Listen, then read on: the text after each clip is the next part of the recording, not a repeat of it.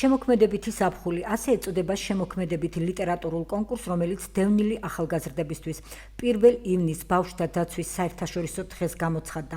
კონკურსი აფხაზეთის ავტონომიური რესპუბლიკის განათლებისა და კულტურის სამინისტროს, კულტურის, სპორტისა და ახალგაზრდულ საქმეთა სააგენტოსა და ნატოსა და ევროკავშირის შესახებ საინფორმაციო ცენტრის ორგანიზებით და აფხაზეთის ავტონომიური რესპუბლიკის მთავრობის მხარდაჭერით იმართება. ბავშვთა დაცვის საერთაშორისო დღესთან დაკავშირებით აფხაზეთის ავტონომიური რესპუბლიკის მთავრობის თავმჯდომარე რუსლან აბაშიძე და პროექტის ორგანიზატორები აფხაზეთის ნომერ 2 საჯარო სკოლაში იმყოფებოდნენ. მოსწავლეებს ბავშვთა დაცვის დღე მიულოცეს და სიმბოლური საჩუქრები, მათ შორის ჟურნალ იალქნის საიუბილეო ნომრები გადასცეს.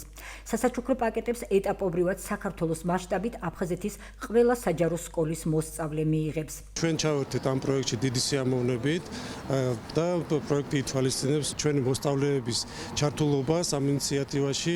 ეს პროექტი განხორციელდება ეტაპობრივად, დაწყებულია თბილისში და ჩვენ ნატოს საინფორმაციო ცენტრის მეშვეობით და ჩართულობით გავაგრძელებთ ამ პროექტს რეგიონის მასშტაბით. ნატოსა და ევროკავშირის შესახებ საინფორმაციო ცენტრი აფხაზეთის ავტონომიური რესპუბლიკის მთავრობასთან ერთად ანონსებს შემოქმედებით კონკურსს, რომელიც მიეძღვნება თემატიკას მე ევროპელი და მომავლის აფხაზეთი. კონკურსში მონაწილეობის მიღება ამ ეტაპზე შესაძლებელი არის იძულებით გადაადგილებული პირებისათვის 6-დან 20 წლამდე, თუმცა გული არ უნდა დაწყდეთ სხვა ბავშვებსაც, რადგან ჩვენი ცენტრი მთელი წლის განმავლობაში მუდმივად გეგმავს აქტივობებს ახალგაზრდებისთვის. ჩვენ მოვამარაგეთ ახალგაზრდების საინფორმაციო მასალებით, სხვადასხვა სიმბოლური საჩუქრებით, რომ მათ გაუადვილდეთ ამ თემაზე მუშაობა და უფრო წარმატებული და შთამბეჭდავი პროექტები შექმნან.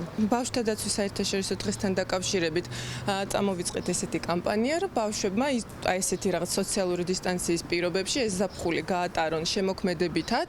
აფხაზეთის სკოლებს ეტაპობრივად გადავცემთ საჭირო მასალებს იმისთვის, რომ რაღაც დავალება საინტერესოდ შეასრულონ და ჩვენ მივიღებთ მთელი ზაფხულის განმავლობაში ფერწერულ ნამუშევრებს, ჩანახატებს, ლექსებს, მოთხრობებს და ასე შემდეგ. პროექტის დასასრულს გამარჯვებული ნაწარმოებები ჟურნალ რიწის და ჟურნალ იალქნის მომდევნო ნომრებში დაიბეჭდება.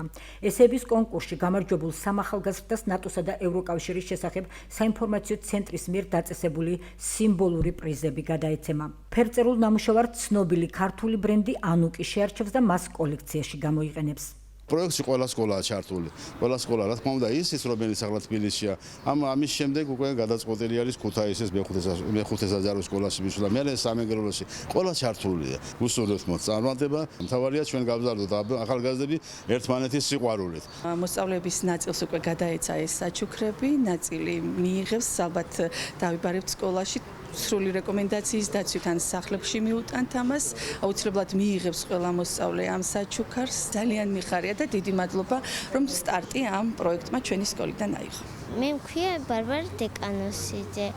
მე ვარ მეორე კლასელი. საჩუქრები ძალიან მომეწონა. ზღაპრებს წავიკითხავ.